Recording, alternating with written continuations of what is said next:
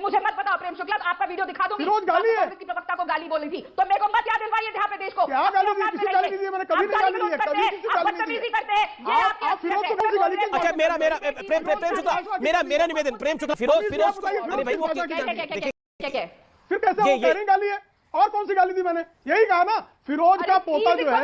अच्छा एक सेकंड प्रेम शुक्ला जी, मेरा निवेदन मानिए तो रखिए। फिरोज के पोत्र। अच्छा ठीक है, आप अपनी बात करो। ओह गॉड, बोलिए राधिका खेड़ा, आप करती है भारत जोड़ो यात्रा के बाद इनको याद आ रहा है। मुझे तो याद है मीठी, पर मैं जो बात कहना चाह रही हूँ कच्चे तेल के दामों में, जिसकी वजह से 18 रुपए प्रति लीटर पेट्रोल और डीजल सस्ता होना चाहिए। रुक, तेरे को बता देती। लेकिन आपके अपने राज्य ने पेट्रोल के दाम बढ़ा दिए हैं, आपके अपने राज्य ने डीजल के दाम बढ़ा दिए हैं 3 रुपए। हिमाचल प्रदेश में बिल्कुल बढ़े हैं, बिल्कुल बढ़े, उसका भी जवाब दे देती हूँ, बिल्कुल बढ़े हैं, क्योंकि 3 रुपए बढ़ना जायज है भारत में, और ये सिर्फ टेम्पररी है, ये सिर्फ टेम्पररी है। और टेम्पररी बढ़ाए है ना। भारतीय जनता पार्टी के शासित आपने दावा किया था, आपने दावा किया था कि पेट्रोल के डीजल के दाम कम करेंगे, कम करना तो दूर बढ़ा और दिए, और वो कम होंगे। मैडम मोन्टेग सिंह आलूवालिया, मनमोहन एक सेकंड देखिए, OPS because I am a business journalist पर, ओपीएस पर मोन्टेग सिंह आलूवालिया ने एक बुक लॉन्च में क्या बोला था, मुझे आपको बताने की आवश्यकता नहीं है कि ओपीएस कितना बड़ा डिजास्टर फ्यूचर में साबित होगा, फ्यूचर जनरेशंस के लिए। वो आपको भी यही लगता था, श्रीलंका को भी यही लगता था कि उनकी पॉलिसी डिजास्टर नहीं होगी, लेकिन फाइनली डिजास्टर हुआ। जय हिंद दोस्तों, आज का जो वीडियो है वो टीवी डिबेट से है और जिसके ऊपर मैं रिएक्शन देने वाला हूं, और बहुत ही इंटरेस्टिंग डिबेट है। और इसमें और ओपीएस का जो नाटक चल रहा है उसके ऊपर भी आपको एक सच्चाई पता लगेगी। वीडियो के एंड में मैं अपने व्यूज जरूर बताऊंगा, तो वीडियो पूरा देखिएगा। चैनल अगर सब्सक्राइब नहीं करा है तो आप वो जरूर कर लीजिए।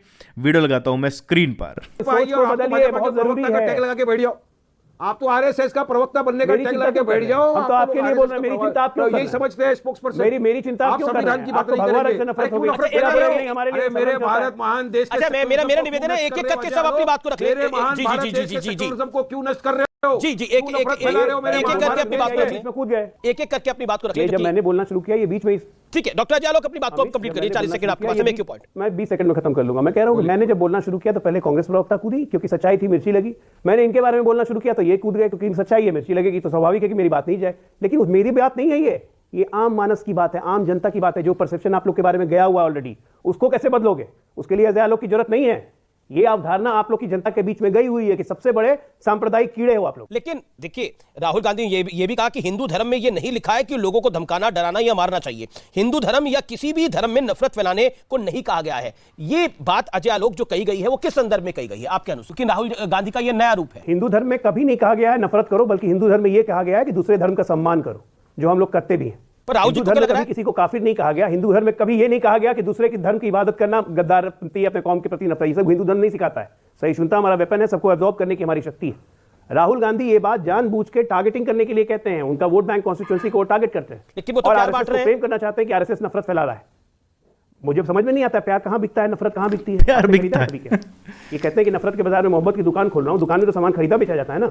आपने कभी अमीर जी खरीदा? इस पैनल में किसी बैठे हुए लोगों ने मोहब्बत खरीदी? मेरे से क्यों आप पूछ रहे हैं? राधिका जी से पूछिए। राधिका जी, मिलती है 10-10 रुपए किलो बिकती है नफरत। दुकान खोल रहे हैं, नफरत और मोहब्बत कहां बिक रही है भाई? हमें भी बता दो कहां बिक रही है। देश में है जिस अरे अजय आलोक कुछ भी बोल सकते हैं, पर हम मुद्दे पे आते हैं। मैं इनकी बातों का जवाब ही नहीं देना चाहता। आपने एक बहुत अहम बात अभी ब्रेकिंग में बताई अमीश जी, कि प्रधान अब असली मजा आएगा, अब शुरू हो गया। बड़ी अच्छी बात है, हम तो शुरू से कहते आ रहे हैं। अभी अजय आलोक साहब ने यह भी कहा कि 2014 से वो यही बात कर रहे हैं, बिल्कुल सबका साथ सबका विकास, यही बात कर रहे हैं। इसीलिए उत्तर प्रदेश में एक भी मुसलमान को टिकट नहीं दी। चलिए कम से कम भारत ये शुरू हो गया इनका मुसलमान के घर जाने को राजी हो रहे हैं और अपने लोगों को प्रेरित कर रहे हैं। वही पार्टी जो मैं फिर दोहराऊंगी, अभी विधानसभा जब हाल ही में चुनाव हुए थे उत्तर प्रदेश के पिछले, तो एक भी मुसलमान को इस लायक नहीं समझा कि उसको टिकट दी जाए। आज वोट के लिए सही, और वो भी सिर्फ इसीलिए क्योंकि भारत जोड़ो यात्रा का जो असर हो रहा है, राहुल गांधी जी जो तपस्या कर रहे हैं 3000 से ज्यादा अधिक किलोमीटर की, कन्याकुमारी से लेकर जम्मू कश्मीर तक। कल तो एक और असर भी देखा उनका हमने जी, जो प्रधानमंत्री जी ने 500 मीटर की यात्रा तो निकाली, वो अलग बात है। ऐसे ऐसे हाथ हिलाना,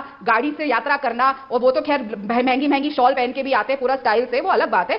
लेकिन आज मजबूर तो हुए कि अपने कार्यकर्ताओं को तो कम से कम ये बोला कि जाओ, कम से कम बोले तो। अब कथनी और करनी में कितना अंतर होता है वो हमने 2014 जैसे आलोक जी ने बताया, उसका अंतर देख लिया। मैं फिर दोहराऊंगी, उत्तर प्रदेश में उन्होंने एक भी मुसलमान को लायक नहीं समझा। तो आप किस ये बस ये शुरू हो गया इनका, बस मुसलमान उत्तर प्रदेश जो इतना बड़ा स्टेट है उसमें एक टिकट इंसान को इंसान नहीं समझेंगे ये लोग कभी नहीं। अगर वो कह रहे पर जाना चाहिए। जवाब लेते हैं। प्रेम शुक्ला, ठीक है, प्रेम शुक्ला भी कुछ कहना चाहते हैं। जी प्रेम शुक्ला। जो मोहब्बत भी दुकानों में खरीदने जाते हैं, इतने बाजारू और इतने बिकाऊ है, अब उनसे क्या बात की जाए? वो प्रेम को तो बिकाऊ चीज समझते हैं, मोहब्बत को बिकाऊ चीज समझते हैं। इसलिए आदरणीय नरेंद्र मोदी जी की बातें ऐसे बिकाऊ लोगों के पल्ले तो पड़ने से रही। आदरणीय नरेंद्र मोदी जी किस तरह उन्होंने हैदराबाद की कार्य समिति में भी पसमानदा मुसलमानों से भी हमको संपर्क करना चाहिए। चेहरा पिछड़ों देखना जरा इसका। हिंदू पिछड़ों का, हिंदू जो हमारे शोषित वंचित समाज के लोग हैं, गरीब हैं, जैसे उनके उन्नयन के लिए भारतीय जनता पार्टी के कार्यकर्ता कृतसंकल्प होकर कार्य करते हैं, ठीक उसी तरह से बिना किसी तरह के चुनावी लोभ के उनके साथ संपर्क करके उनके उन्नयन की दिशा में कार्य करना चाहिए। ऐसा आदरणीय नरेंद्र मोदी जी का संदेश है। अब ये कह रही हैं राधिका जी कि नहीं वो तो इसलिए कर रहे हैं क्योंकि राहुल गांधी, आजकल तो सूर्योदय इसलिए हो रहा है कि राहुल गांधी सवेरे सवेरे निकल पड़ते हैं, नहीं तो सूर्योदय ही नहीं होता। राधिका जी अब क्या कहें, ये तो राहुल जी की कृपा है कि यहाँ पर गर्मी सर्दी मौसम इत्यादि परिवर्तित हो रहे हैं राहुल जी के नाते, नहीं तो यहाँ मौसम भी क्यों परिवर्तित होते। आपकी तो ये दशा है, आप लोग ये बस इतना ही कहना बाकी है कि ये सृष्टि इसलिए है क्योंकि राहुल गांधी है, ये ब्रह्मांड इसलिए है क्योंकि राहुल गांधी है, ये सौर मंडल इसलिए क्योंकि राहुल गांधी है। तो जिनका अरे तपस्वी हैं वो, तपस्वी, बहुत बड़े तपस्वी भाई। राहुल गांधी के बहुत पहले आदरणीय नरेंद्र मोदी जी ने पूरे देश की यात्रा बहुत पहले कर ली है जी, और हमको राहुल गांधी से सीखने की आवश्यकता नहीं है। और भारतीय जनता पार्टी में यात्राओं का सिलसिला डॉक्टर श्यामा प्रसाद मुखर्जी ने ठीक है जवाब देते हैं। ओके राधिका खेड़ा जवाब, राधिका खेड़ा जवाब। श्रीमान राहुल गांधी के जन्म में लेकिन अब तो राहुल गांधी का ये तपस्वी अवतार है, जैसा कांग्रेस बार बार कह रही है, कई बार उसने अपने हैंडल से ट्वीट भी किया, तपस्वी हो गए राहुल गांधी एक यात्रा से। देखिए सबसे पहली बात जो ये चीज दिख रही है ना, जिस तरीके से जो अभद्र भाषा, चाहे राहुल जी को गाली देना हो डिबेट के शुरुआत में जिसमें आपको आपत्ति नहीं हुई, अभी भी बिकाऊ और ये जो शब्द इस्तेमाल कर रहे हैं भारतीय जनता पार्टी के प्रवक्ता, देखिए अमीर जी मैं इनके बीच में नहीं बोली, चुप करा दीजिए या म्यूट कर दीजिए। क्या गाली है मुझे बताइए, झूठ बोल रही हैं आप, झूठ बोल रही हैं। गाली कौन सा, कौन सा शब्द गाली बताइए, कौन सा शब्द गाली बताइए, कौन सा शब्द गाली बताइए। आप झूठ बोल रही है ना, इसलिए मुझे टोकना पड़ रहा है। कौन सा शब्द गाली अमीर जी बताइए, अमीर जी गाली क्या मैंने दी बताइए, जैसे माफी मांगने कहिए।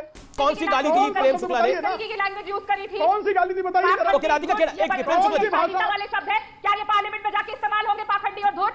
ये शब्द इस्तेमाल पाखंडी को गाली होती है, किसी को पाखंडी और धूर्त बोलते हैं, एक शब्द बताइए, फूलमाला है, फूलमाला है। चलिए ठीक है, अमीर जी गाली नहीं है ना, मैं भी ये बोल देती हूँ, मैं ठीक है बोलिए, अमीर जी को बोलिए, पाखंडी है वो, पाखंडी और धूर्त है, हिम्मत तो बोलिए। फिरोज का पोता जो है अगर ब्राह्मण हो गया तो पाखंडी है वो। फिरोज का पोता ब्राह्मण, हाँ पखंडी है भाई, फिरोज के पोते नहीं है वो, फिरोज के पोते नहीं है क्या वो, फिरोज उनके दादाजी का नाम नहीं है क्या, उनके दादाजी का नाम फिरोज नहीं है क्या। अच्छा मेरा निवेदन है, अच्छा एक सेकंड प्रेम शुक्ला बोलिए। प्रेम शुक्ला जी मेरा निवेदन मानिए, आपने देखिए उनके दादाजी के ऊपर कोई चर्चा नहीं हो रही है, वो स्वर्गवासी भी हो चुके हैं, अब वो नहीं है इस दुनिया में, जो भी उनका धर्म था उस विषय पर यही संस्कृति है आपकी क्या, ये सभ्यता है, ये सीख मिली आपको भारतीय जनता पार्टी में। पहले आप महिलाओं को भी गाली देते थे नेशनल टेलीविजन पे, अब आप ये करते हैं, ये तो आपकी संस्कृति है। तो मुझे मत बताओ प्रेम शुक्ला, आपका वीडियो दिखा दूंगी, फिरोज गाली है, प्रवक्ता को गाली बोलेगी, अब वो एक्सपोज हो गई ना भाई साहब, कितनी किलस गई भाई ये।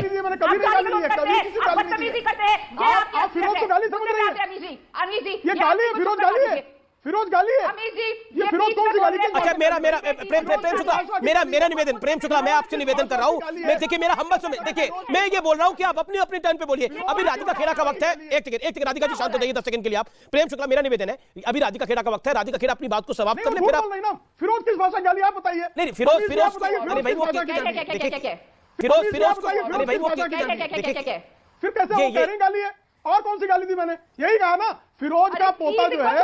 अच्छा एक सेकंड प्रेम शुक्ला जी मेरा निवेदन मानिए, भारतीय जनता पार्टी की जब ये घिरते हैं तो ये इस तरीके से बिहेव करते हैं। अच्छा ठीक है, अरे ना अब मैं अपनी बात रख लूं तो आप इनको म्यूट कर दीजिए। अच्छा ठीक है, आप अपनी बात को रखिए, फिरोज के पौत्र नहीं। अच्छा ठीक है, आप अपनी बात को रखिए। ओ गॉड, बोलिए राधिका खेड़ा।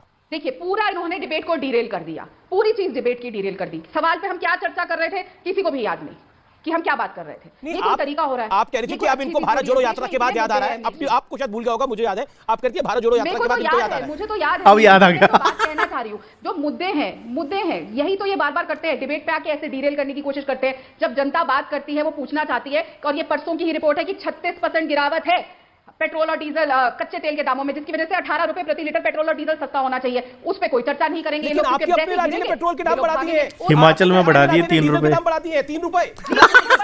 बिल्कुल बड़े हैं, बिल्कुल बड़े हैं, उसका भी जवाब दे देती हूँ, बिल्कुल बड़े हैं, क्योंकि इस घर में जाके छोड़ के गई है भारतीय जनता पार्टी हिमाचल प्रदेश को कि स्टेट के तो मतलब वहां पर 3 रुपए बढ़ना जायज है, और ये सिर्फ टेम्पररी है, ये सिर्फ टेम्पररी है। और टेम्पररी बढ़ाए है ना भारतीय जनता पार्टी के शासित आपने दावा किया था, नहीं राधिका जी आपने दावा किया था कि पेट्रोल के डीजल के दाम कम करेंगे, कम करना तो दूर बढ़ा और दिया, और वो कम होंगे, सबके सब चोर हैं।